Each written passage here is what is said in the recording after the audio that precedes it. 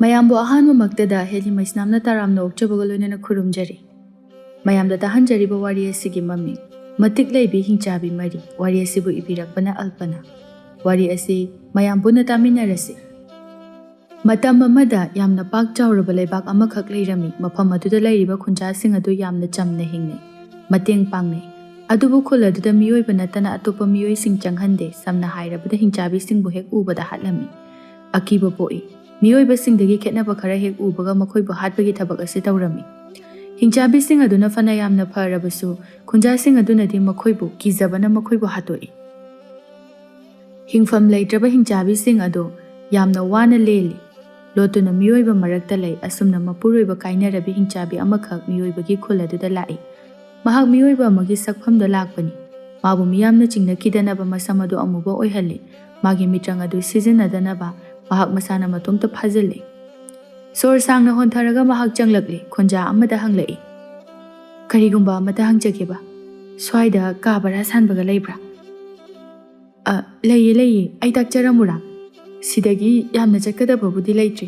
tu mangda uriba asangba yumse asidani yamna su hongbani mapudo othokna phakraba hoi yam nungaijari hingchabi lata masaksu yamna phajarami mawaduna magi phajabadu ubada hanglai bema nangbu kari naming kauge leisabiro khulasida anauba lakpro ngasina ahanba lakpani luhongli ipuroibidi laikidri magi yumdagi so aibu tanthokpirakli leifam leitaduna ai khulasida lakpani haima wari se tabada yamna nungaide kaisu khalunuda nupi haibasidi akhang kangadabani aikhoi mayam leirisidi aisu nupini mateng pangnase nangdi nasakna sak phajariba anirak hek luhongtho adugane nungaina leitho lata wadi khumde momon haife nokningdana noklammi adudi ayamuk chalukhige ho chaluro lata mawa aduda khara oidaba nganglamle magi mayumdi umangdani atopa makhoina leiriba umang adugi thangnabada tariba khunja aduna hingchabi leitanaba mai thadorakpada mapuroibana mabu kannanaba hotnabada laikidabani madi uchina china hinghawi mahak mirol labi tha ahumari surabani mapuroiba kainabagi awamai chak mahak yomlibani adubu laman khumba haibagi wakhalde leite punchi chupa ingna chikna lenkhrige haina khalami lata sum lakpada asangba yum adu yawragli mi leibro yum sibu kana leige yum adudagi nupi ama thoragli kana hangbano ima ibema nahaki yumda kabara sali hai madugi ai lakchabani ahangba kapu leibiribra leye aisu idomtani leiribasi ipuroibasu thabak chakhi atai baradi loina pochai thamkhri amakhak hangbase nang hek leiro lao pochai thangjilaru lata makhwang adu metlaga magi khaw adu pairami mataw adu lei manupi adu mirole haiba khanglami magi khaw du pairami aduga magi ka da thangjinbire bema nangi sibu tha kya surage imai bema thamari suri mapadi kadai chakre nate nangbu maga khatnaraga lairo imai bema madi laikidre aibu magi mayumdagi tanthokpirakle leifam leitaduna ai thangnaba khulasidagi chelakpani hojikti isai thanda hingjanaba hotnajaba natana upai amata leitri aina sikhrabasu aigi icha sidangdi ai miyoinanaba semlamlagi ibema kaisu khalunu miyoiba haibase awa nungai yanaraga hinggadabani aisu nupi ama oina poklaga imita icha amata uba phangsadrabi nupi amani asukoi icha yaudabagi mairina chaktuna hinglaklibani nakhoigumbi mama oidadoribi nupi sing ase uraga nakhoigi minok uraga aisu yamna haraujaribani sidagidine karisu khaluranu aigane arei leita tanaraga aina mateng pangduna nungaini hinggadabani lata ngahak matomta wakhalda khali ima ibema karigumba ai hingchabi amani haibase nahakna khanglamlabadi aibu nushina koksinbiramgadra aibu mafam asida lotuna hingba oithokadoribra phari aina ngamnanaba hotnari ichasing asibu poklamlaga makhoibu wakhal tananaba aina pautak piramlaga ai sirabasu ingna sikragi imai bema nahakse yamna phai pukchelsu yamna chaw Sauradi aise yamna sathikraba janiko. Noigi pabungase aina pudharibani. Lata momonoi leima makha tana. Phare phare nanga hakpo tharamu. Phamunga sengtokluranu motabani. Aina nungtige adum sengtoklani. Ngahakpo tharamu ko. Ai cha lolake. Cha thaga wari sasi. Hoi mai bema. Leima tu chatkre lata phamungda famthai aduga mapuroibagi wakhal khalami. Khamba. Nangdi aina uroidaba mafam amada chatkre. Punsi chukpa. Ingna chikna leiba oyuko. Mathangi mapokta amu nang ai thengna kisi. Asumna leimana latabu macha sakna luna tawjarami. Latadi hingchabi oibanina magi mitrangna sel thokhanba ngami. Thabak suningai darkar tade adubu mana thabak suksu sudana sel karamna tali haibase chingnakhrabadi khanduna masu mapanda thokduna khunja singa wari sanaba haurai. Adubu leimana mana mamit mamai pangdriba phawbudi haiduna mabu yumdagi mapa thokhande seba tawbirami. Khunja adugi nupi kainakhraba nupa kharadi lona latabu ngaunarami. Mabu makhoi makhoigi nupi oininglami aduna khara amadi leima udringai lakpa sasinaduna latabu unabasu yaurami. Lata asengmuni ina harise. Ai nangbu nungsi. Nangi nachado icha sakna punna yukminarasi aiga leirasi. Miuraga yam phajade. Masigi thabakse yam phajade. Matungda amuk hana tawbigano. Aidi luhongbagi wakhal leitre yobiro. Ima ibema laklaga aibu phajana ngangnakiroi. Lata mangolda fami. Nupaduna magi manakta changsilake tawbaga leima thongal-dagi lakpana hali. Leimasu lata masagi magun yaujabi nupi ama oibagi lichat ngakna chatpi nupini haiba thajai. Leima nupa ama lepado ubada. Kananune. Tombado mamai khara leithoi. Leimana mamangda lepsili. Hai, Tomba, nangdi aigi yumsida kari tawramliba ha? Sum leirambani, sel kita pusirana. Tomba, machu mamel taadaba thabak yamna tawgunu. Chalo, phajadaba thabak tawgunu. Hera, aina harisibu, aina tawrisibu kayam kairage. Lata sulukrabini ai sunupi haira mapamda chatkre. Mana matumda machasi yokpada wagadabadu adugi khalaga leminasi haibagi wani. Mabu okte haibati natedana. Nangonda magi wabiu kanana haidiba ai leirisidi yam tuna yaukro. Miyam tananaba laudringaida. Nasagi nupi phawba nangna otnaidana tawbadagi mapamda hankiba natro. Aduga achumbaga saraga leiradana. Yare yare ai yaurage. Tombadu thokre. Bema, Lata, mathangdane masigi nupase laadi aingonda hairo. Aina khunja takadoribani. Mase yamna phattaba nupani. Magi nupidusu mana otpada khangba ngamdaduna macha puraga mapamda hankrabani. Nongmata magi nupigi mayumdaga chatpa nati yu thaktana leiriba. Imai bema aibu yumsida leibada pharak ama itatagadoribra khangdi. Karimada he khalunu horendine napabungso halakani makhoina lakpasu ngamlaroi. Kanade aine chak thonglukige ngahak leiradi napabungsu laani. Lata sumagi kada changkre asumna leimagi mapuroibusu halakle. Charaibasu nupi angangda yamna thaksi kasi thamba lichat chumba nupani latabu machamakni khanduna nusina khanjai. Asumna thani pal sure latagi mabuktu yamna chawi. Maduda leima amadi latasu pakhatpa phawrami. Aduna maibi ama kauduna yenghalami. Lata masadu pakhatpana loire karigumba maibi aduna mahak hingchabi amani haiba khangkrabadi haina khalami. Laibak phabadagi maibi adu yamna ka hena haisingba mioi oiramdabana karisu khanghaudre maibi aduna. Angangse nupi ngakta marini masasu yamna phai. Leimana pausidi yamna nungairida amukta angang mari. Lata se maraibak yamna phakre. Phare phare adudi ayamu hankragi matam se yadre. Atopa yumda amuk chatkadabani. Ibema Lata sidagidi kaisu waruranu. Angang sune masayamna phani nangsu phani. Maibidusu harauna chatkre asum tawdana tha amaga hapta ama haujinkre. Nongmadi ahing amada Lata mabuk adu nabana khangba ngamlaktre. Lata maibi kauduna hotnagadabasu macha mari adu ukrabadi pakhatpa pokladuna mahak ahing aduda leimasu khanghandana magi kada chetna thonglon silaga machinda fina chiklaga leirami. Asum tawdana macha mari adu pokle. Angang mari adu poklabada mitrang amamam yauna poklai. Ahanba macha aduna masam angangba oy. Anisuba aduna angawba oy. Ahumsuba aduna angangba oy. Aroiba aduna amubaga angawbaga yanay. Lata angang mari adugi mitrang sing adu lawsilli makoybu miyoyba amagumna malhalli. Masamsu loina amuba ngakta oyhankri. Macha sing na matam jaraba matamda makoygi mitrang sing asibu sinanaba haina khalami amadi. Macha nupi marimak amata luhongdanaba wa kaya amasu mana hairamgi haina khalami.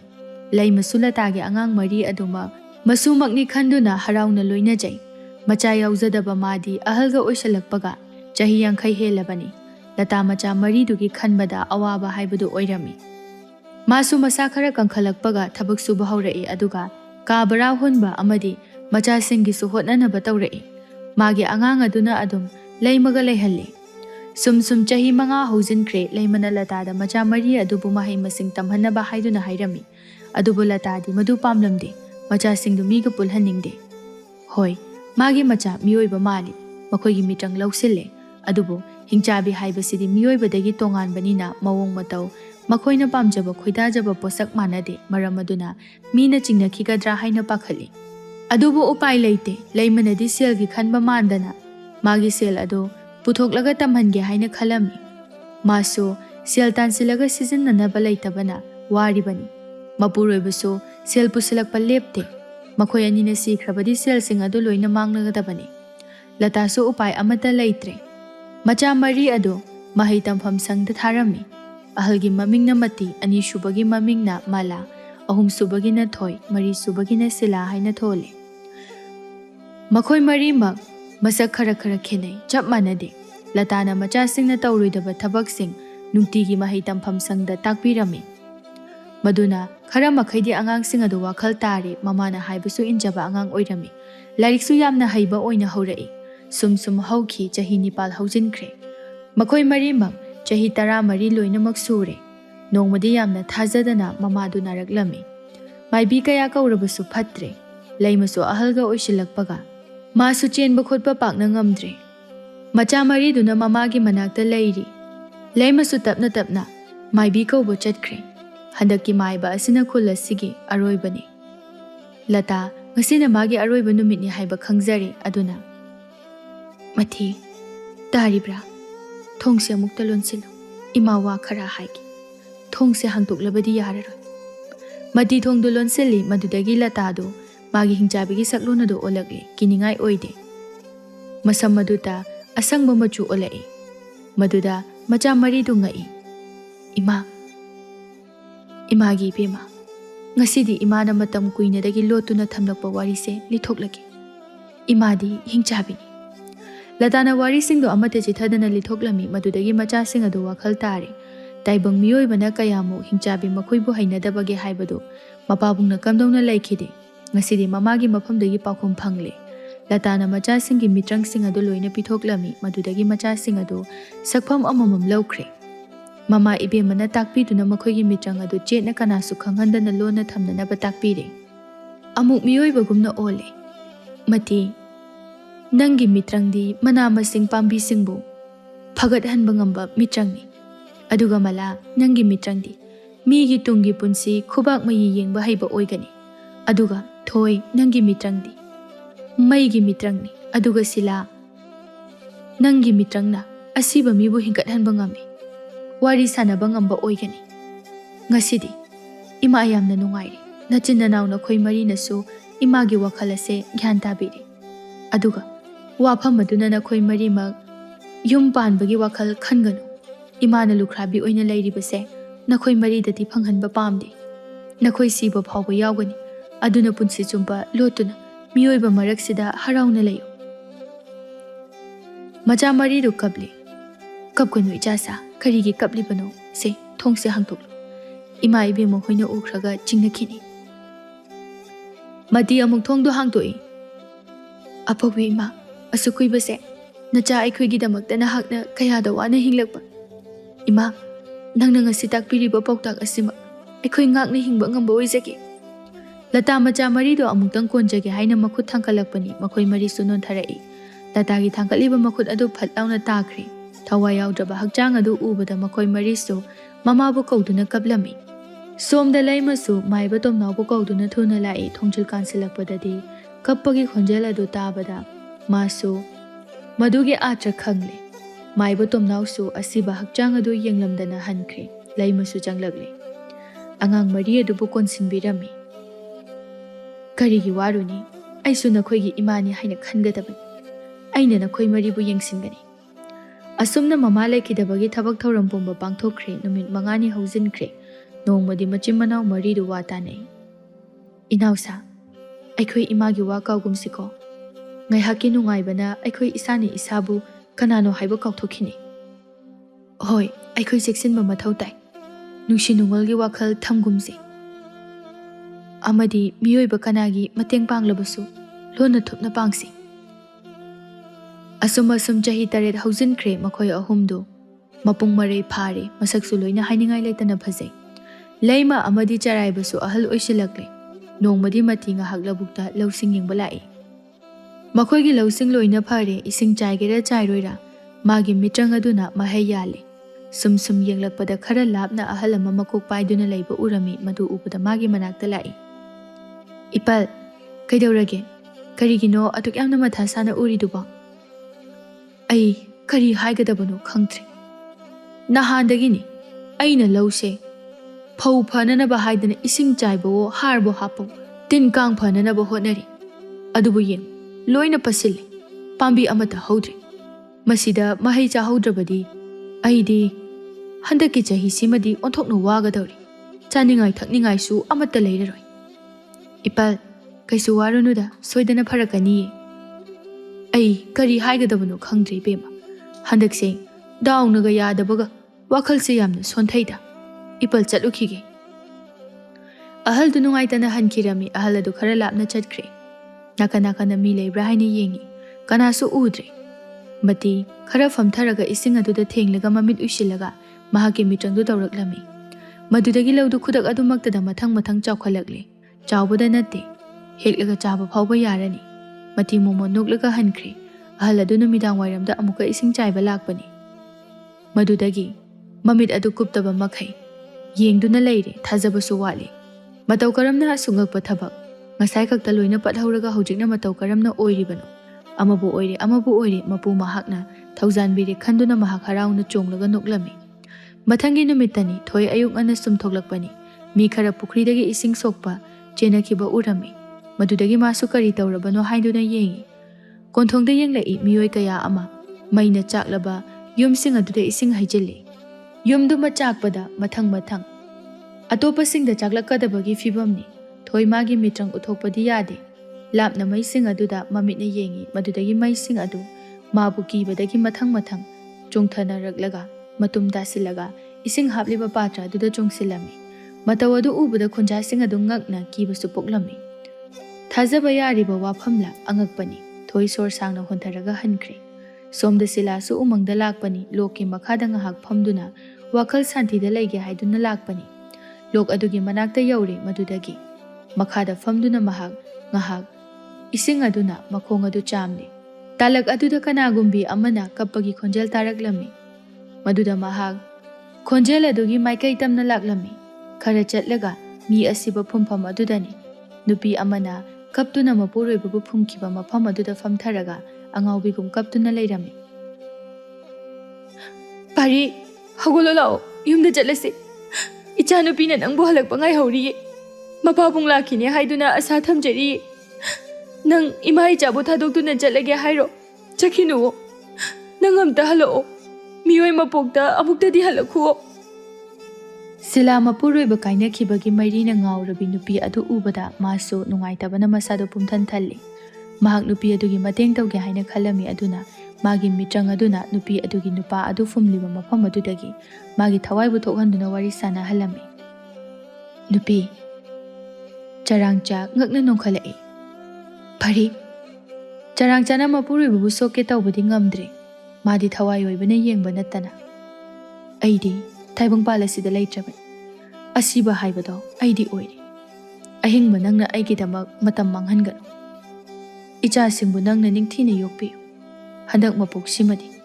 ꯑꯩꯒꯤ ꯄꯨꯟꯁꯤꯁꯦ ꯀꯨꯏꯅ ꯄꯨꯟꯁꯤꯌꯨ ꯍꯥꯏꯅ ꯇꯝꯂꯝꯗ꯭ꯔ ꯃꯥꯜꯂꯦ ꯅꯨꯡꯉꯥꯏꯅ ꯂꯩꯌꯨꯀꯣ ꯅꯨꯄꯤ ꯅꯪ ꯌꯥꯎꯗꯅ ꯑꯁꯨꯛ ꯁꯥꯡꯂꯕ ꯄꯨꯟꯁꯤꯁꯦ ꯑꯩ ꯀꯔꯝꯅ ꯂꯦꯟꯒꯗꯧꯔꯤꯕꯅꯣ ꯏꯆꯥꯁꯤꯅ ꯃꯄꯥꯕꯨꯡ ꯍꯪꯂꯛꯂꯒ ꯑꯩꯕꯨ ꯀꯔꯤ ꯍꯥꯏꯅ ꯈꯨꯝꯒꯗꯧꯔꯤꯕꯅꯣ ꯅꯨꯄꯤ ꯑꯩ ꯀꯔꯤ ꯈꯨꯝꯒꯗꯕꯅꯣ ꯈꯪꯗ꯭ꯔꯤ ngasi mikup amatang oirabasu mapu mahakna thaujanbiduna nanga wari sanaba phangjaribase aigidi apenba oi aigi matam loi ai chatkhri nahak icha singa nushina leminaw wase hairaga pari amuk changkhre charangcha mongfa maduda makhut thamduna kaplaga leirami silaso nupi adugi aningbu thunghanbirabanina mayumda hankhre masu lambida lakpada miyoi kaya ama thingne asiba thawai busu uba ngami lairamlenda yaukidraba thawai kaya ama mana nusijaba misak aduda inaduna kappadu ubada masu nungaitaba poi mama bu ningsingi somdana mala mangolda famduna mamit ushilaga leiri mahak mamitta laikagi ahal ama asok apal thokadabagi thaudok ama urami madu ubada mahak thuna lai ahal adu kanano khangde adubu mana lakpada lambi adudi khangdabanina ngaiduna lei ahal adu uri mabu kauduna wari sanarei aduga asai phaba puthoklaga yamna akanba hawagari ama lai ahal adu madu ubada ngai is ai masida leptuna leiramnabadi taklamganida sirambasu yai bema nang laktuna wari sanaramdrabadi aise ngasi sikhibasu yai kanagi machabu uribasanu khangde asuk kana gari thauribasibu khangdreda kari haidoino sel khajitang hek paibaga gari leiraga thaukhibasina lambidaga chatpa kizari aduni ni tawrise khangdreda phare adudi ai chatlukige ko kaitheligi pochei khara leirukige matamse thengli hoi malasu mayumda halakle machin manaw ahum su leiramle inausa nakhoi loirabra imabu unaba chatlurasira makhoi marimak mamana phumkiba mafam aduda lakle aduga silana mamagi thawaidu kauduna wari sanarami makhoi yamna harau minarami ichasa ngasidagidi nakhoi imabu unaba laani imadi hingchabi nakhoi na toina kauduna wari sanaba mapu mahakna yade amadi imabu mathangi mapok haiba ama pokhanba ngamloidori ima ngasidi amukta nangbu pene yingjaki matam khara khaktanga nahak aikhogi nakta leizaramlabadi kayada nungaizaramgani imana matam pumbada haigadabadi nakhoi mari maknungsi chanana hingmino aduga nakhoi luhonganu haibado nakhoi luhong karigumbada hingchabi aikhoibu nungsibiba misak lakani adubu thibadi wagani karigumba khonja singna nakhoi gi asengwa masak khangkiba thoklabadi yem mangda uriba ching ase masidagi kumtharaga ching matol animuk lalaga hingchabi gi khul ama leibani maduda chelu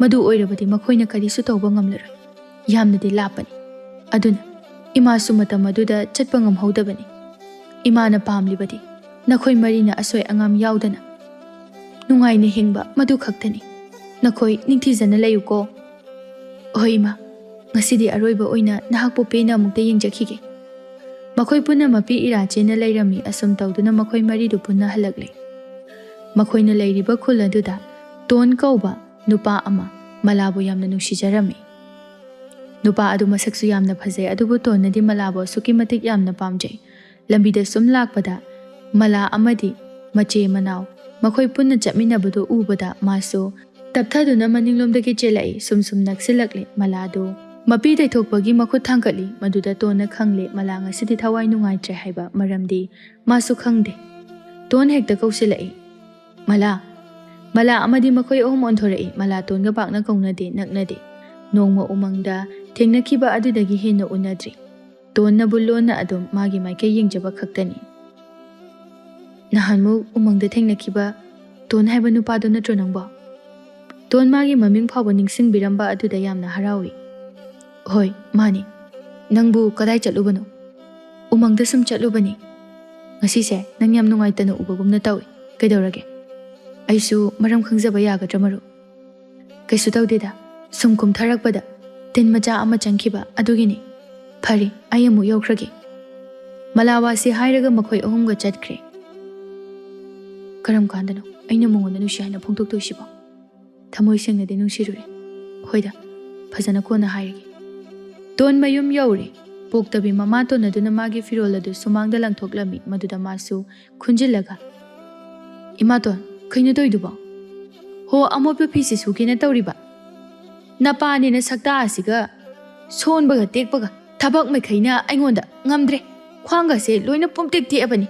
Amot akai mayam asina loiri. Ton mama ton ga onsinaraga khatnaba pamde. Imaton ayoina subirage. Aisu ngahaktang thoklubani. Hayeng lau kumbagi wakhanarubani. Ho yare chalo. Napa anaba se seba tawrucho. Ai ngamdre. Ngahak leiraga amamu hai. Ton mamagi wadu tabada onthokna nungai khidre. Masu mapabungi kada yauragle adubu. Mapabungdi phamungdagi taduna makhada. Ising thaknanaba haiduna tawrami. Ton chensilaga. Mapada ising pige hek tawbuga mapabungbu. Makok adu laimaida tukhre. Mema imungda kappagi khonjal tarakpa aduda masu chensilai. Wangange tawbani. Thawung adu ubada chap lepi. Mema su changsilai tona makhut adu khami. Thengakano. Nangdi agi pabungbu sokpada. Matik chadi. Ngasidagi agi yumsida laibirano. Chatpikro. Amugana sulakano. Napabungna laitraga. Aibu tanthoke khalisina kari wakal. Masana anaba laizabagi sizabani. Aigi kari iralno. Chatke hairabadi nangwana chakho. Ton mahakna lairiba thaumai khindanaba u adu paiduna thangkalai. Maduda mema su pakhatlami. Chatkro. Ngasima haujuma yumasida lairano. Sel paiba kanagi yumthongda amuk yengruro. Selda mi hobi. Nusiba karino masa khangdabi nangdi. Mema du sauna. Pai. Adu maina hairabadi leiza horona tonta. Mema du sauna thokre yumno naba singsu tongi khonjal tabada chensilai. Asungna mapa laikidrabanina ton naitom yumjao aduda hinghoba tarami. Mapabungi thabak thoram loikre haujikti masu nungaita hingba ngamnanaba hotnarami. Asumna numit 10 haujinkre. Somda laima machanupi marigi kada changlai. Makhoi mari adu pulap phaminaduna wari sanaraga lairami masu changlai. Yamna nungaina sakreda kari wari no aisu kita yauzage yaroidro. Changbiro imai bema kaisu sanaramba nateda. Horendo umangda lai khurumba chalusi na tauba adugini. Hoi chakadabani. Napangal kallingaida. Mapu mabu thousand binanaba. Nigadabani lepayade koi chasa. Adudine imacha isinglu sulukige. Laima thokre. Makhoi mari duso ngahak wari sanaramlaga thokre. Nakan loina chatnakre kainakre. Makhoi na chatlibado. Maraibak thiraba kana leizadraba singi mateng pangba chatlibani. Malana laklibadu tongi laikaidani ton malana lakpadu ure. Magi mamangda lepsilai. Kadai chatoino? Thabagama chakadabani. Kai thabagno? Aiso somda chakadabani. Punna chapminarasira. Nungaigadaba mandi. Nupingakta oiba thabagni. Mala khara chatpa hawi. Ton amuk mamangda lepsilaga. Ay nang manusi. Malangak na yinglai. Mahak yamnadi haraujay adubu magi aseng masak hek khanglakpa mikupta. Kari sumabu nungsibiroi khangbana. Nungsibagi mawong adu uning lutri. Aigi wakal khanbigan. Matam mangnanabani. Adudi ay chatlukige. Mala chatkre ton thamoy kaina lehawi. Mala nang nafana yadragasu adum yananaba ayna hainakini. Hingchabi maridugi thabak yamna chinkre mala mahak mamitta ubangam. Nongmadi makhoi soidana mama ibemana hairamba hingchabigi leifam aduda yauba. Makhoina chatringe makhoi mayamgidamak thabak kharadi tawjaramge haina leplammi. Ton numit khudingi malagi thongalda hek ngaiduna yengi. Magi mawong adu mati thoi amadi silana suui. Maladi tanduna thoklaktre. Makhoi ahum adu tonna ngaujaribado mala soidana oiramni haiba khalami. Adubu makhoi su hekta malabu sinabadi ngamdre. Tapna kaujakhrani haina khalli. Mathangi numitadi ton ngantana ising sokpa thoklakpa oina. Malagi thongalda leptuna lei. Yamna thajadana mala amadi machimana ohumdu thoklai. Mala tonna leptuna leibadu ubada mamaya du nonthai yengkhalaklamdi. Adubu tonna kaurai. Mala kaigino yengsinadana chakriduba. Nangni aina ngairamisi. Aigi konthongsida lakano mina okraga kainina khandoino. Wakaldo fazana khanthau. Aina so haikrabaduni. Aigi wakal thado oiroi hadana. Nangi nupa haira khangnabusu leibanade. Oiroidabagi maramda. Ai khangni aingonda hai. Ton aina hairisina aroibani. Matungda amukhana aingonda korokano. Kaimta hairakano. Masina nangi aifaboigani. Wasi hairaga maladu chatpa haukre. Tona dum khara kalapna laurai. Mala adoda khangde. Nangna yagira yaroira aidi nangonda dum korokani. ꯑꯗꯨꯝ ꯅꯨꯡꯁꯤ ꯍꯥꯏꯒꯅꯤ ꯑꯗꯨꯒ ꯅꯨꯡꯁꯤꯗꯨꯅꯁꯨ ꯂꯩꯒꯅꯤ ꯍꯤꯡꯆꯥꯕꯤ ꯃꯔꯤꯗꯨ ꯈꯔ ꯂꯥꯞꯅ ꯆꯠꯃꯤꯟꯅꯈ꯭ꯔꯦ ꯃꯂꯥ tone ꯍꯥꯏꯔꯤꯕ ꯅꯨꯄꯥꯁꯦ ꯅꯪꯕꯨꯗꯤ ꯌꯥꯝꯅ ꯅꯨꯡꯁꯤꯖꯕ ꯃꯥꯜꯂꯤ ꯍꯣꯏ ꯑꯩꯁꯨ ꯈꯪꯉꯤ ꯃꯥꯒꯤ ꯊꯃꯣꯏꯗꯣ ꯑꯩꯅ ꯎꯕ ꯉꯝꯃꯤ ꯑꯗꯨꯕꯨ ꯀꯔꯤꯒꯤꯅꯣ ꯈꯪꯗꯦ ꯃꯥꯒꯤ ꯇꯨꯡꯒꯤ ꯄꯨꯟꯁꯤꯒꯤ ꯂꯝꯕꯤꯗꯤ ꯑꯩꯅ ꯎꯕ ꯉꯝꯗꯦ ꯉꯁꯤ ꯐꯥꯎꯕ ꯑꯩꯅ ꯃꯤꯑꯣꯏ ꯀꯌꯥ ꯑꯃ ꯊꯦꯡꯅꯕꯁꯦ ꯎꯕ ꯉꯝꯗꯕ ꯀꯅꯥꯁꯨ ꯌꯥꯎꯈꯤꯗꯦ ꯃꯥꯅ ꯑꯍꯥꯟꯕꯅꯤ ꯃꯂꯥ ꯅꯠꯇ꯭ꯔꯒꯅ ꯃꯍꯥꯛꯁꯤꯕꯨ ꯅꯪꯒꯤ ꯅꯨꯄꯥ ꯑꯣꯏꯒꯗꯧꯔꯤꯕꯗꯣ ꯑꯣꯏꯔꯖꯥꯠꯂꯣ ꯅꯪꯒꯤ ꯂꯥꯏꯕꯛꯇ ꯇꯝꯂꯝꯕ ꯍꯥꯏꯕꯗꯤ ꯅꯪꯅ ꯃꯥꯒꯤ ꯇꯨꯡꯒꯤ ꯄꯨꯟꯁꯤ ꯂꯝꯕꯤ ꯎꯕ ꯉꯝꯗꯕ ꯍꯥꯏꯕꯁꯦ ꯃꯔꯝ ꯑꯃꯗꯤ ꯂꯩꯔꯝꯒꯅꯤꯀꯣ ꯑꯩ ꯈꯪꯗꯦꯗ ꯑꯣꯏꯔꯝꯃꯣꯏ ꯀꯩꯁꯨ ꯃꯥꯗꯤ ꯇꯥꯏꯕꯪ ꯃꯤꯑꯣꯏꯕꯅꯤ ꯑꯩꯈꯣꯏꯗꯤ ꯍꯤꯡꯆꯥꯕꯤꯅꯤ ꯃꯥꯅ ꯑꯩꯒꯤ ꯑꯁꯦꯡꯕ ꯃꯁꯛ ꯈꯪꯂꯛꯂꯕ ꯃꯇꯝꯗ ꯀꯔꯤ ꯊꯣꯛꯀꯅꯤ ꯑꯗꯨꯒ ꯑꯩꯈꯣꯏꯅ ꯈꯨꯜ ꯑꯁꯤꯗ ꯂꯩꯒꯗꯕꯗꯤ ꯃꯇꯝꯁꯨ ꯌꯥꯝꯅ ꯀꯨꯏꯗ꯭ꯔꯦ ꯑꯩꯈꯣꯏꯅ ꯐꯅ ꯉꯥꯛꯊꯣꯛꯅꯕ ꯍꯣꯠꯅꯔꯕꯁꯨ ꯑꯣꯏꯒꯗꯕ ꯃꯥꯟꯗ꯭ꯔꯦ ꯑꯗꯨꯅ ꯑꯩꯈꯣꯏ ꯁꯦꯝ ꯁꯥꯕ ꯃꯊꯧ ꯇꯥꯏ ꯏꯃꯥ ꯂꯩꯃ ꯑꯃꯗꯤ ꯄꯥꯕꯨꯡ ꯆꯔꯥꯏꯕꯕꯨꯁꯨ ꯊꯥꯗꯣꯛꯇꯨꯅ ꯆꯠꯈꯤꯕ ꯇꯥꯔꯦ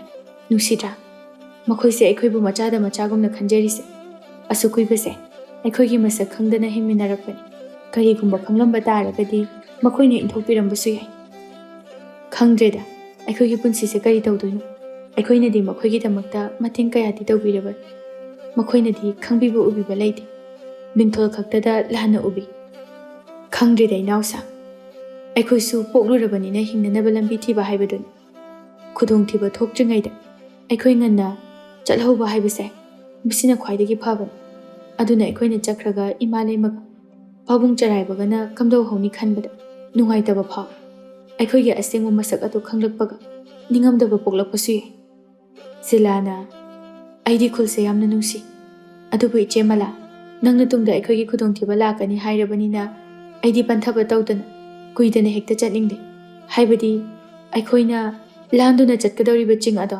ꯂꯥꯞꯄꯅꯤꯅ ꯈꯨꯟꯖꯥꯁꯤꯡꯅ ꯇꯥꯟꯅꯔꯛꯂꯕꯗꯤ ꯑꯩꯈꯣꯏ ꯁꯤꯒꯅꯤ ꯑꯩꯈꯣꯏꯗꯤ ꯃꯤꯆꯪ ꯌꯥꯝꯅ ꯄꯥꯏꯗꯨꯅ ꯃꯤꯕꯨ ꯍꯥꯠꯄ ꯉꯝꯕꯁꯨ ꯅꯠꯇꯦ ꯊꯣꯏꯅ ꯑꯩꯁꯨ ꯖꯤꯂꯥꯅ ꯍꯥꯏꯔꯤꯁꯦ ꯌꯥꯅꯤꯡꯉꯤ ꯑꯩꯈꯣꯏ ꯊꯨꯅ ꯆꯠꯂꯁꯤ ꯀꯣꯟꯊꯔꯒꯨꯝꯁꯤ ꯐꯔꯦ ꯅꯈꯣꯏꯅ ꯂꯦꯞꯅꯔꯕꯅꯤꯅ ꯑꯩꯁꯨ ꯌꯥꯔꯒꯦ ꯍꯟꯗꯛꯀꯤ ꯍꯞꯇꯥꯁꯤꯒꯤ ꯑꯔꯣꯏꯕ ꯅꯨꯃꯤꯠꯇ ꯑꯣꯏꯅ ꯆꯠꯈ꯭ꯔꯁꯤ ꯂꯦꯝꯍꯧꯔꯤꯕ ꯅꯨꯃꯤꯠ ꯈꯔꯅꯤ ꯑꯁꯤꯗꯤ ꯑꯩꯈꯣꯏ ꯃꯤꯌꯥꯝꯒꯤ ꯃꯇꯦꯡ ꯅꯤꯡꯊꯤꯅ ꯇꯧꯕꯤꯔꯝꯁꯤ ꯑꯗꯨꯕꯨ ꯊꯕꯛ ꯇꯧꯕꯗ ꯃꯤꯅ ꯎꯈꯤꯗꯅꯕ ꯆꯤꯡꯅꯈꯤꯗꯅꯕ ꯑꯩꯈꯣꯏꯅ ꯇꯧꯁꯤ ꯑꯩꯈꯣꯏ ꯑꯃ ꯍꯦꯛ ꯐꯥꯕꯒ ꯃꯊꯪ ꯃꯊꯪ ꯂꯣꯏꯅ ꯌꯥꯎꯔꯛꯀꯗꯧꯔꯤꯕꯅꯤ ꯃꯈꯣꯏ ꯃꯔꯤꯃꯛ ꯋꯥꯐꯝꯁꯤꯡ ꯑꯗꯨ ꯌꯥꯅꯔꯦ ꯑꯗꯨꯒ ꯃꯥꯒꯤ ꯃꯥꯏꯀꯩꯗ ꯆꯠꯅꯈ꯭ꯔꯦ ꯑꯁꯨꯝꯅ ꯅꯨꯃꯤꯠ 4ꯅꯤ ꯍꯧꯖꯤꯟꯈ꯭ꯔꯦ ꯉꯁꯤꯗꯤ 6ꯅꯤ ꯁꯨꯕ ꯅꯨꯃꯤꯠꯅꯤ ꯍꯌꯦꯡꯅ ꯊꯥꯡꯖꯅꯤ ꯉꯁꯤꯗꯤ ꯈꯨꯜ ꯑꯁꯤꯗ ꯂꯩꯕ ꯑꯔꯣꯏꯕ ꯅꯨꯃꯤꯠ ꯑꯣꯏꯒꯗꯧꯔꯤꯕꯅꯤꯅ ꯄꯦꯟꯅꯅꯕ ꯈꯨꯜ ꯑꯗꯨꯕꯨ ꯌꯦꯡꯖꯩ ꯃꯂꯥꯁꯨ ꯇꯣꯟꯕꯨ ꯑꯔꯣꯏꯕ ꯑꯣꯏꯅ ꯎꯅꯤꯡꯂꯝꯕꯅꯤ ꯃꯥꯕꯨ ꯅꯨꯡꯁꯤꯕꯤꯕ ꯃꯤꯁꯛꯅꯤ ꯃꯥꯅꯁꯨ ꯅꯨꯡꯁꯤꯐꯝ ꯊꯣꯛꯏ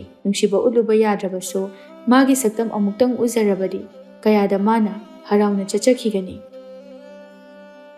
ꯃꯂꯥ ꯄꯨꯈ꯭ꯔꯤꯗꯒꯤ ꯏꯁꯤꯡ ꯁꯣꯛꯂꯒ ꯂꯥꯛꯄꯅꯤ ꯇꯣꯟꯁꯨ ꯃꯅꯥ ꯃꯁꯤꯡ ꯈꯔ ꯄꯨꯔꯒ ꯂꯥꯛꯏ ꯊꯥꯖꯗꯅ ꯃꯈꯣꯏ ꯑꯅꯤꯗꯣ ꯃꯤꯆꯥꯟꯅꯔꯦ ꯃꯂꯥ ꯃꯉꯣꯟꯗ ꯀꯨꯏꯅ ꯌꯦꯡꯂꯨꯕꯗꯤ ꯉꯝꯗꯦ ꯇꯣꯟꯁꯨ ꯃꯂꯥꯅ ꯃꯥꯕꯨ ꯍꯩꯅꯗ꯭ꯔ ꯃꯥꯜꯂꯦ ꯈꯜꯂꯤ ꯑꯗꯨꯕꯨ ꯅꯨꯡꯁꯤꯔꯨꯕꯅ ꯏꯀꯥꯏꯕ ꯊꯥꯗꯣꯛꯏ ꯃꯥꯒꯤ ꯃꯅꯥꯛꯇ ꯍꯦꯛꯇ ꯆꯪꯁꯤꯜꯂꯤ ꯏꯁꯤꯡ ꯁꯣꯛꯑꯝꯃꯤꯔꯣ ꯑꯩ ꯏꯟꯖꯥꯡ ꯂꯩꯔꯨꯏꯅꯤ ꯁꯦ ꯈꯔ ꯄꯨꯈꯣ ꯌꯥꯝ ꯑꯩꯗꯤ ꯏꯇꯣꯝꯇ ꯂꯩꯕꯅꯤꯅ ꯀꯩꯁꯨ ꯆꯥꯕ ꯉꯝꯃꯣꯏ ꯇꯣꯟ ꯈꯥꯎ ꯑꯗꯨ ꯃꯂꯥꯗ ꯄꯤꯔꯦ ꯑꯗꯨꯒ ꯃꯥꯒꯤꯅ ꯃꯈꯨꯠꯅ ꯀꯣꯜꯂꯝꯃꯤ ꯃꯂꯥ ꯃꯀꯣꯛꯇꯤ ꯅꯣꯡꯈꯠꯇꯦ ꯏꯟꯁꯥꯡ ꯄꯤꯔꯤꯕꯗꯨꯁꯨ ꯂꯧꯗꯦ ꯃꯂꯥ ꯅꯪꯕꯨ ꯇꯁꯦꯡꯅ ꯑꯩꯁꯦ ꯍꯩꯅꯗ꯭ꯔꯕ꯭ꯔꯥ ꯑꯩꯗꯤ ꯅꯪꯕꯨ ꯅꯨꯡꯁꯤꯖꯔꯨꯕꯅꯤ ꯅꯨꯡꯁꯤꯔꯨꯕ ꯀꯅꯥ ꯑꯃꯕꯨ ꯅꯪꯅ ꯉꯥꯛꯄꯤꯐꯝ ꯊꯣꯛꯇꯕ꯭ꯔꯥ ꯑꯩꯁꯨ ꯏꯀꯥꯏꯕ ꯐꯥꯎꯗꯕꯁꯨ ꯅꯠꯇꯦ ꯅꯪꯒꯤ ꯅꯇꯧꯁꯦ ꯑꯩꯕꯨ ꯌꯥꯝꯅ ꯋꯥꯍꯜꯂꯤ ꯇꯣꯟ ꯅꯪ ꯑꯩꯕꯨ ꯀꯌꯥꯝ ꯀꯨꯏꯅ ꯅꯨꯡꯁꯤꯕꯤꯕ ꯉꯝꯈꯤꯅꯤ ꯉꯝꯒꯅꯤ ꯄꯨꯟꯁꯤꯒꯤ ꯑꯣꯏꯅ ꯉꯝꯒꯅꯤ ꯃꯗꯨꯗꯤ ꯉꯥꯏꯍꯥꯛꯈꯛꯀꯤ ꯋꯥꯅꯤ ꯄꯨꯟꯁꯤꯒꯤ ꯈꯛ ꯉꯝꯂꯣꯏ ꯑꯗꯨꯒ ꯑꯩꯗꯤ ꯍꯌꯦꯡꯗꯒꯤ ꯈꯨꯜ ꯑꯃꯗ ꯆꯠꯈ꯭ꯔꯅꯤ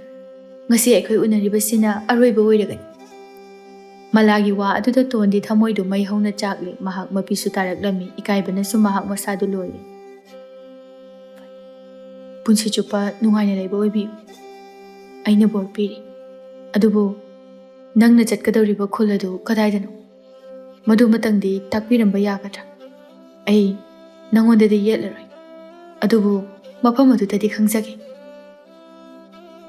ꯃꯥꯡꯗ ꯎꯔꯤꯕ ꯎꯃꯪ ꯑꯁꯤꯒꯤ ꯋꯥꯡꯃꯗ ꯎꯃꯪ ꯑꯅꯤꯔꯣꯝ ꯂꯥꯜꯂꯒ ꯆꯠꯂꯒ ꯈꯨꯜ ꯑꯃ ꯂꯩꯕꯅꯤ ꯃꯗꯨꯗꯅꯤ ꯌꯥꯝꯅ ꯂꯥꯞꯄꯤ ꯑꯗꯨꯗꯤ ꯃꯇꯧ ꯀꯔꯝꯅ ꯅꯪꯅ ꯆꯠꯀꯗꯧꯔꯤꯕ ꯀꯔꯤꯁꯨ ꯋꯥꯅꯤꯡꯉꯥꯏ ꯑꯣꯏꯗꯦ ꯐꯔꯦ ꯑꯗꯨꯗꯤ ꯑꯩ ꯆꯠꯂꯨꯈꯤꯒꯦ ꯅꯪꯁꯨ ꯄꯨꯟꯁꯤ ꯆꯨꯞꯄ ꯏꯪꯅ ꯆꯤꯛꯅ ꯂꯩꯕ ꯑꯣꯏꯌꯨ Mala chꯠꯈ꯭ꯔꯦ, ꯇꯣꯟꯁꯨ ꯅꯨꯡꯉꯥꯏꯇꯅ ꯂꯩꯍꯧꯔꯦ꯫ ꯉꯁꯤꯗꯤ ꯃꯆꯤꯟ ꯃꯅꯥꯎ ꯃꯔꯤꯗꯨ ꯃꯃꯥ ꯁꯛꯂꯕꯤ ꯂꯩꯃ ꯑꯃꯗꯤ ꯃꯄꯥ ꯄꯨꯡꯁꯛꯂꯕ ꯆꯔꯥꯏꯕꯒꯤ ꯃꯅꯥꯛꯇ ꯂꯥꯛꯂꯝꯃꯤ꯫ ꯃꯈꯣꯏ ꯆꯤꯟꯕꯥꯜ ꯊꯣꯛꯅ ꯋꯥꯐꯝ ꯑꯗꯨ ꯍꯧꯗꯣꯛꯄꯗꯤ ꯄꯥꯝꯗ꯭ꯔꯦ, ꯑꯗꯨꯅ ꯆꯤꯊꯤ ꯑꯃ ꯏꯔꯝꯂꯒ ꯊꯅꯝꯂꯒꯦ ꯍꯥꯏꯅ ꯈꯜꯂꯤ꯫ ꯏꯃꯥ, ꯄꯥꯕꯨꯡ, ꯅꯈꯣꯏ ꯉꯁꯤꯗꯤ ꯌꯥꯝꯅ ꯅꯨꯡꯁꯤꯕ ꯍꯦꯜꯂꯛꯏ꯫ ꯂꯩꯃꯅ ꯅꯣꯛꯂꯒ, ꯀꯔꯤꯒꯤ ꯅꯨꯡꯁꯤꯕ ꯍꯦꯟꯒꯠꯂꯛꯏꯕ? ꯅꯪꯕꯨ ꯂꯨꯍꯣꯡꯈ꯭ꯔꯒꯦ ꯍꯥꯏꯔꯣ? ꯃꯇꯤꯅ, ꯅꯠꯇꯦꯗ ꯏꯃꯥ, ꯑꯩꯅ ꯁꯨꯝ ꯍꯥꯏꯕꯅꯤ꯫ ꯑꯗꯣ ꯏꯃꯥ, ꯉꯁꯤꯗꯒꯤ ꯆꯥꯛ ꯃꯌꯥꯝ ꯑꯃ ꯆꯥꯎꯀꯣ꯫ ꯍꯣꯏ ꯍꯣꯏ, ꯅꯨꯡꯇꯤꯒꯤ ꯆꯥꯃꯟꯗꯅꯅꯦ ꯅꯣꯏꯕꯗ ꯂꯣꯏꯔꯕꯅꯤ꯫ ꯑꯩꯕꯨ ꯆꯥꯁꯤꯜꯂꯣ ꯍꯥꯏꯔꯤꯅꯤ꯫ ꯆꯥꯁꯟꯒꯦ ꯏꯆꯥꯅ ꯍꯥꯏꯔꯗꯤ꯫ ꯉꯁꯤꯗꯤ ꯏꯟꯁꯥꯡ ꯑꯍꯥꯎꯕ ꯑꯃ ꯄꯨꯟꯅ ꯆꯥꯃꯤꯟꯅꯔꯦ꯫ ꯅꯨꯃꯤꯗꯥꯡ ꯑꯗꯨꯗ ꯃꯈꯣꯏ ꯃꯄꯣꯠ ꯃꯆꯩ ꯌꯣꯝꯂꯦ, ꯆꯥꯅ ꯊꯛꯅꯅꯕ ꯍꯥꯞꯂꯦ, ꯑꯗꯨꯒ ꯍꯌꯦꯡ ꯅꯣꯡꯉꯥꯜꯂꯛꯇ꯭ꯔꯤꯉꯩꯗ ꯄꯨꯡ 5 ꯇꯥꯕ ꯃꯇꯝꯗ ꯆꯠꯅꯅꯕ ꯍꯥꯏꯅ ꯈꯟꯅꯔꯦ꯫ ꯁꯣꯝꯗ ꯇꯣꯟꯁꯨ ꯇꯨꯝꯕꯒ ꯌꯥꯗ꯭ꯔꯦ꯫ ꯃꯂꯥ ꯆꯠꯈ꯭ꯔꯒꯅꯤ ꯈꯟꯕꯗ ꯐꯨꯛ ꯍꯧꯒꯠꯂꯤ꯫ ꯀꯩꯅꯣ ꯇꯧꯁꯤꯕꯣ ꯑꯩꯕꯣ? ꯇꯨꯝꯐꯝꯒ ꯑꯃꯠꯇ ꯈꯪꯗ꯭ꯔꯦ꯫ ꯃꯂꯥꯕꯨ ꯎꯅꯔꯨꯁꯤꯔꯥ? ꯑꯗꯨꯁꯨ ꯃꯥꯅ ꯎꯅꯅꯤꯡꯗꯦ꯫ ꯑꯩ ꯃꯥ ꯆꯠꯈ꯭ꯔꯕꯗꯤ ꯇꯧꯐꯝ ꯈꯪꯗꯔꯦ꯫ ꯃꯥꯕꯨ ꯑꯃꯨꯛꯇꯪꯒ ꯈꯥꯝꯃꯨꯕꯅ ꯐꯒꯗ꯭ꯔꯥ? ꯑꯁꯨꯝ ꯈꯟꯗꯨꯅ ꯇꯣꯟ ꯊꯣꯛꯂꯛꯂꯦ꯫ ꯃꯂꯥꯒꯤ ꯊꯣꯡꯒꯥꯜꯗꯤ ꯌꯧꯔꯦ, ꯑꯗꯨꯕꯨ ꯆꯪꯕꯗꯤ ꯉꯝꯗꯦ꯫ ꯂꯣꯟꯅ ꯃꯍꯥꯛ ꯊꯣꯡꯒꯥꯜꯗꯒꯤ ꯆꯪꯂꯛꯏ꯫ ꯌꯨꯝꯖꯥꯎ ꯃꯃꯥꯡꯗ ꯊꯣꯡ ꯊꯤꯟꯕꯗꯤ ꯐꯖꯗ꯭ꯔꯦ ꯈꯜꯂꯤ꯫ ꯑꯗꯨꯅ ꯅꯥꯀꯜ ꯑꯃꯗꯒꯤ ꯀꯣꯏꯔꯒ ꯂꯥꯛꯏ꯫ ꯃꯂꯥꯒꯤ ꯀꯥꯒꯤ ꯊꯣꯡꯅꯥꯎ ꯑꯗꯨ ꯍꯥꯡꯗꯣꯔꯛꯏ꯫ ꯅꯨꯃꯤꯗꯥꯡꯒꯤ ꯍꯛꯆꯤꯜ ꯂꯥꯡꯂꯝꯕ ꯑꯣꯏꯔꯦ꯫ ꯃꯂꯥ ꯃꯥꯁꯨ ꯍꯥꯏꯐꯦꯠ ꯆꯪꯁꯤꯜꯂꯛꯇꯨꯅ ꯊꯣꯡꯅꯥꯎ ꯃꯈꯥꯗ ꯂꯩꯔꯝꯃꯤ꯫ ꯃꯂꯥ ꯑꯃꯗꯤ ꯃꯇꯤ ꯋꯥꯔꯤ ꯁꯥꯟꯅꯗꯨꯅ ꯂꯩꯔꯝꯕꯅꯤ꯫ ꯃꯂꯥꯅ, ꯄꯣꯠ ꯆꯩꯗꯤ ꯌꯣꯝꯁꯤꯟꯕ ꯂꯣꯏꯔꯦ, ꯑꯗꯨꯕꯨ ꯌꯨꯝꯁꯦ ꯊꯥꯗꯣꯛꯂꯝꯅꯤ ꯈꯜꯂꯨꯕꯗ ꯅꯨꯡꯉꯥꯏꯇꯕꯗꯤ ꯐꯥꯎꯏ꯫ ꯃꯇꯤꯅ, ꯌꯨꯝꯗꯤ ꯑꯔꯥꯏꯕꯅꯤ, ꯏꯃꯥ ꯄꯥꯕꯨꯡꯒꯤ ꯈꯟꯕꯗ ꯅꯨꯡꯉꯥꯏꯇꯦ, ꯑꯗꯨꯒ ꯇꯣꯟꯁꯨ ꯅꯨꯡꯉꯥꯏꯇꯕ ꯐꯥꯎꯏ꯫ ꯃꯥꯅ ꯅꯪꯉꯣꯟꯗ ꯌꯥꯝꯅ ꯅꯨꯡꯁꯤꯖꯕꯗꯣ ꯅꯪꯕꯨ ꯃꯉꯣꯟꯗ ꯍꯥꯏꯈ꯭ꯔꯕꯣ? ꯍꯣꯏ, ꯉꯁꯥꯏ ꯎꯅꯔꯦ, ꯑꯗꯨꯒ ꯍꯥꯏꯈ꯭ꯔꯕꯅꯤ꯫ ꯅꯨꯡꯁꯤꯔꯦ ꯍꯥꯏꯗꯨꯅ ꯀꯩꯗꯧꯒꯅꯤ? ꯑꯩꯗꯤ ꯍꯤꯡꯆꯥꯕꯤꯅꯤ꯫ ꯃꯥꯅ ꯑꯩꯒꯤ ꯁꯛꯂꯣꯟ ꯈꯪꯂꯛꯄꯗ ꯁꯣꯏꯗꯅ ꯇꯨꯀꯠꯆꯒꯅꯤ꯫ ꯑꯩꯁꯨ ꯊꯃꯣꯏ ꯄꯥꯜꯂꯤ, ꯃꯥꯕꯨ ꯅꯨꯡꯁꯤ, ꯑꯗꯨꯕꯨ ꯑꯣꯏꯊꯣꯛꯂꯔꯣꯏ꯫ ꯏꯆꯦ, ꯑꯩꯈꯣꯏꯗꯤ ꯏꯃꯥꯒꯤ ꯋꯥꯁꯛ ꯑꯁꯤ ꯉꯥꯛꯅ ꯍꯤꯡꯂꯁꯤ꯫ ꯐꯔꯦ, ꯌꯥꯝꯅ ꯈꯟꯖꯤꯜꯂꯨꯔꯅꯨ꯫ ꯃꯁꯤꯅꯤ ꯑꯩꯈꯣꯏꯒꯤ ꯃꯄꯣꯛ꯫ ꯑꯩꯈꯣꯏꯅ ꯃꯈꯣꯏꯒꯤꯗꯃꯛꯇ ꯋꯥꯖꯕ ꯀꯔꯝꯅ ꯈꯪꯂꯝꯒꯅꯤ? ꯃꯇꯝ ꯍꯥꯏꯕꯁꯦ ꯈꯪꯍꯧꯗꯦ꯫ ꯍꯌꯦꯡꯗꯤ ꯑꯃꯨꯛ ꯑꯩꯈꯣꯏꯒꯤ ꯈꯨꯜꯗ ꯆꯠꯄ ꯇꯥꯔꯦ꯫ ꯐꯔꯦꯁꯦ, ꯋꯥꯔꯤ ꯇꯣꯛꯂꯁꯤ, ꯇꯨꯝꯂꯁꯤ꯫ ꯍꯌꯦꯡꯗꯤ ꯉꯟꯅ ꯆꯠꯀꯗꯕꯅꯤꯅ꯫ ꯃꯂꯥꯅ ꯊꯣꯡꯅꯥꯎ ꯑꯗꯨ ꯊꯤꯡꯖꯤꯟꯈ꯭ꯔꯦ꯫ ꯇꯣꯟꯅ ꯃꯈꯣꯏꯒꯤ ꯋꯥꯔꯤꯗꯨ ꯇꯥꯕꯗ ꯉꯛꯏ꯫ ꯃꯍꯥꯛ ꯀꯔꯤꯁꯨ ꯍꯥꯏꯕ ꯉꯝꯗ꯭ꯔꯦ꯫ ꯌꯨꯝꯗ ꯍꯜꯂꯛꯇꯨꯅ ꯋꯥꯈꯜ ꯇꯧꯔꯝꯃꯤ꯫ ꯑꯩꯕꯨ ꯃꯪꯂ ꯇꯥꯏꯕꯪꯂ, ꯃꯂꯥꯕꯨ ꯍꯤꯡꯆꯥꯕꯤ ꯑꯣꯏꯊꯣꯛꯇꯕꯅꯤ꯫ ꯑꯁꯨꯛ ꯆꯝꯖꯕꯤ ꯃꯥꯕꯨ ꯀꯔꯝꯅ ꯍꯤꯡꯆꯥꯕꯤ ꯑꯣꯏꯒꯅꯤ? ꯑꯩꯒꯤ ꯊꯃꯣꯏ ꯑꯁꯤꯅ ꯃꯥꯕꯨ ꯑꯀꯤꯕ ꯑꯃꯠꯇ ꯂꯩꯇꯦ꯫ ꯃꯥꯅ ꯆꯠꯈ꯭ꯔꯒꯅ ꯑꯩꯅ ꯀꯝꯗꯧꯅ ꯍꯤꯡꯍꯧ?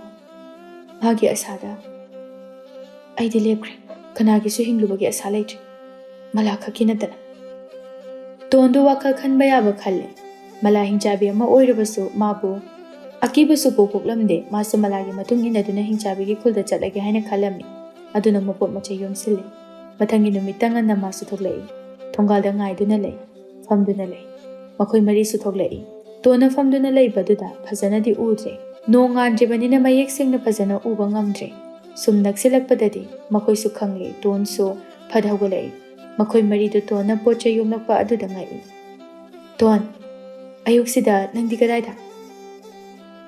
ꯅꯪꯅ ꯆꯠꯄ ꯃꯐꯝꯗ ꯑꯩꯁꯨ ꯂꯥꯛꯀꯅꯤ ꯃꯂꯥ꯫ ꯋꯥꯗꯨꯗ ꯃꯈꯣꯏ ꯃꯔꯤꯗꯨ ꯉꯛꯏ꯫ ꯇꯣꯟ, ꯀꯩꯅꯣ ꯅꯪ ꯍꯥꯏꯗꯨꯕꯣ? ꯃꯗꯨ ꯌꯥꯔꯣꯏꯌꯦ꯫ ꯌꯥꯅꯤ, ꯅꯪꯅ ꯆꯤꯡꯅꯔꯤꯕ ꯄꯨꯝꯅꯃꯛ ꯍꯧꯖꯤꯛꯇꯤ ꯑꯩ ꯈꯪꯂꯦ꯫ ꯑꯩ ꯀꯩꯁꯨ ꯅꯪꯕꯨ ꯑꯀꯤꯕ ꯊꯝꯗꯦ꯫ ꯅꯪꯅ ꯐꯅ ꯌꯥꯝꯅ ꯍꯤꯡꯆꯥꯕꯤ ꯑꯣꯏꯔꯁꯨ, ꯃꯤꯅ ꯀꯤꯅꯔꯕꯁꯨ, ꯑꯩꯒꯤ ꯊꯃꯣꯏ ꯑꯁꯤꯅ ꯑꯃꯛꯄ ꯌꯥꯎꯗꯅ ꯅꯪꯕꯨ ꯊꯥꯖꯩ, ꯅꯪꯕꯨ ꯅꯨꯡꯁꯤ, ꯀꯥꯎꯊꯣꯛꯄ ꯉꯝꯗꯦ꯫ ꯅꯪꯅ ꯆꯠꯈ꯭ꯔꯕꯗꯤ ꯑꯩ ꯀꯝꯗꯧꯅ ꯍꯤꯡꯍꯧꯒꯅꯤ ꯈꯪꯗ꯭ꯔꯦ꯫ ꯑꯩ ꯅꯪꯒꯤ ꯃꯇꯨꯡ ꯏꯜꯂꯛꯀꯅꯤ ꯃꯂꯥ꯫ ꯃꯈꯣꯏ ꯃꯔꯤꯗꯨ ꯇꯣꯟꯒꯤ ꯋꯥꯗꯨꯗ ꯌꯥꯝꯅ ꯉꯛꯏ꯫ ꯇꯣꯟꯕꯨ ꯏꯟꯊꯣꯛꯂꯝꯕꯁꯨ ꯃꯂꯥ ꯉꯝꯗ꯭ꯔꯦ, ꯑꯃꯗꯤ ꯃꯆꯤꯟ ꯃꯅꯥꯎ ꯑꯍꯨꯝ ꯑꯗꯨꯁꯨ ꯃꯂꯥ ꯃꯇꯨꯡꯗ ꯃꯐꯝ ꯑꯁꯤꯗ ꯊꯅꯝꯕꯁꯨ ꯄꯥꯝꯗꯦ꯫ ꯃꯃꯥ ꯏꯕꯦꯝꯃ ꯂꯩꯃꯗ ꯆꯤꯊꯤ ꯑꯃ ꯏꯗꯨꯅ ꯊꯅꯝꯂꯦ, ꯑꯃꯗꯤ ꯃꯂꯥ ꯃꯇꯣꯝꯇ ꯂꯩꯍꯧꯔꯕꯗꯤ ꯋꯥꯍꯪ ꯃꯌꯥꯝ ꯑꯗꯨꯅ ꯃꯥꯕꯨ ꯃꯤꯌꯥꯝꯅ ꯆꯤꯡꯅꯒꯅꯤ꯫ ꯃꯇꯤꯅ ꯇꯣꯟꯗ ꯌꯦꯡꯗꯨꯅ, ꯇꯣꯟ, ꯅꯪꯅ ꯑꯩꯈꯣꯏꯒ ꯂꯥꯛꯀꯦ ꯍꯥꯏꯔꯕꯗꯤ ꯅꯍꯥꯛ ꯑꯃꯨꯛ ꯍꯟꯅ ꯈꯨꯜ ꯑꯁꯤꯗ ꯁꯝꯅꯕ ꯌꯥꯔꯔꯣꯏ꯫ ꯑꯩꯈꯣꯏꯒꯤ ꯈꯨꯜꯗ ꯑꯗꯨꯝ ꯂꯩꯕ ꯇꯥꯕꯅꯤ꯫ ꯃꯁꯦ ꯅꯪꯕꯨ ꯌꯥꯔꯕ꯭ꯔꯣ?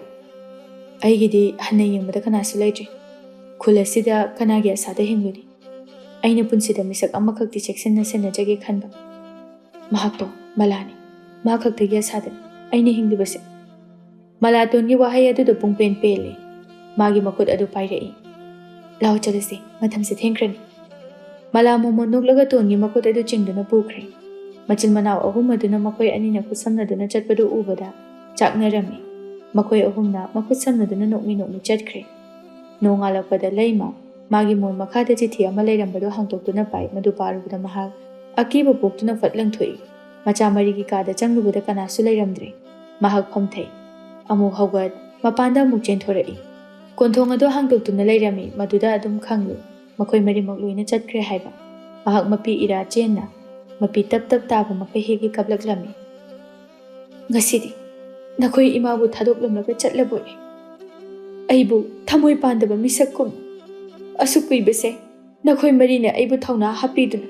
ꯄꯥꯡꯒꯜ ꯄꯤꯕꯤꯈꯤꯕꯅꯤ ꯍꯤꯡꯕꯒꯤ ꯂꯝꯕꯤ ꯎꯍꯟꯈꯤꯕꯅꯤ ꯉꯁꯤꯗꯤ ꯑꯩꯒꯤ ꯑꯁꯥ ꯄꯨꯝꯅꯃꯛ ꯃꯥꯡꯈ꯭ꯔꯦ ꯃꯇꯝ ꯄꯨꯝꯕꯗ ꯑꯩꯁꯦ ꯅꯈꯣꯏꯒꯤ ꯏꯃꯥ ꯑꯗꯨꯝ ꯑꯣꯏꯗꯨꯅ ꯂꯩꯔꯤ ꯍꯥꯏꯕꯁꯦ ꯅꯈꯣꯏ ꯀꯥꯎꯒꯅꯨ ꯊꯦꯛꯇ ꯀꯥꯏꯗꯅ ꯂꯩꯕ ꯑꯣꯏꯌꯨꯀꯣ ꯏꯃꯥꯒꯤ ꯏꯕꯦꯝꯃ ꯉꯁꯤꯗꯒꯤ ꯏꯆꯥꯁꯤꯡꯒꯤ ꯅꯨꯡꯁꯤꯔꯕ ꯁꯛꯇꯝ ꯑꯗꯨ ꯑꯃꯨꯛ ꯍꯟꯅ ꯎꯕ ꯐꯪꯂꯔꯣꯏꯗꯣ ꯑꯁꯨꯝꯅ ꯆꯠꯈꯤꯕ ꯃꯈꯣꯏꯁꯤꯡ ꯑꯗꯨ ꯋꯥꯔꯛꯄ ꯃꯇꯝꯗ ꯃꯈꯣꯏꯅ ꯄꯨꯈꯤꯕꯁꯤꯡ ꯑꯗꯨ ꯆꯥꯗꯨꯅ ꯂꯩ ꯃꯂꯥꯒ ꯇꯣꯟꯒ ꯄꯨꯟꯅ ꯆꯥꯃꯤꯟꯅꯕꯗꯨ ꯎꯕꯗ ꯃꯈꯣꯏ ꯑꯍꯨꯝꯅ ꯅꯣꯛꯃꯤ ꯅꯣꯛꯃꯤ ꯃꯂꯥꯗ ꯃꯤꯠꯆꯤ ꯈꯠꯆꯤꯜꯂꯤ ꯅꯨꯃꯤꯠ ꯈꯔꯅꯤ ꯍꯧꯖꯤꯟꯈ꯭ꯔꯦ ꯋꯥꯅ ꯂꯦꯞꯇꯅ ꯂꯥꯛꯄꯅ ꯃꯈꯣꯏ ꯈꯨꯜ ꯑꯗꯨ ꯌꯧꯔꯤ ꯍꯤꯡꯆꯥꯕꯤꯁꯤꯡ ꯑꯗꯨ ꯌꯥꯝꯅ ꯐꯩ ꯃꯈꯣꯏꯒꯤ ꯃꯤꯅꯤ ꯈꯪꯂꯕꯗ ꯍꯔꯥꯎꯅ ꯀꯧꯁꯤꯟꯕꯤꯔꯛꯏ ꯑꯗꯨꯕꯨ ꯇꯣꯟ ꯆꯪꯂꯛꯄꯗꯗꯤ ꯌꯥꯝꯅ ꯑꯀꯤꯕ ꯄꯣꯛꯏ ꯑꯗꯨꯕꯨ ꯇꯣꯟꯅ ꯃꯈꯣꯏꯗ ꯅꯤꯡꯊꯤꯅ ꯋꯥꯔꯤ ꯁꯥꯟꯅꯗꯨꯅ ꯑꯀꯤꯕ ꯄꯣꯛꯍꯜꯂꯝꯗꯦ ꯑꯁꯨꯝ ꯇꯧꯗꯅ ꯍꯤꯡꯆꯥꯕꯤ ꯃꯌꯥꯝ ꯑꯗꯨꯅ ꯁꯤꯜꯂꯒ ꯃꯂꯥ ꯑꯃꯗꯤ ꯇꯣꯟꯕꯨ ꯅꯨꯡꯁꯤ ꯄꯟꯊꯨꯡ ꯌꯧꯍꯟꯕꯤꯔꯝꯃꯤ ꯑꯗꯨꯒ ꯅꯨꯡꯉꯥꯏꯅ ꯄꯥꯟꯈꯤꯔꯝꯃꯤ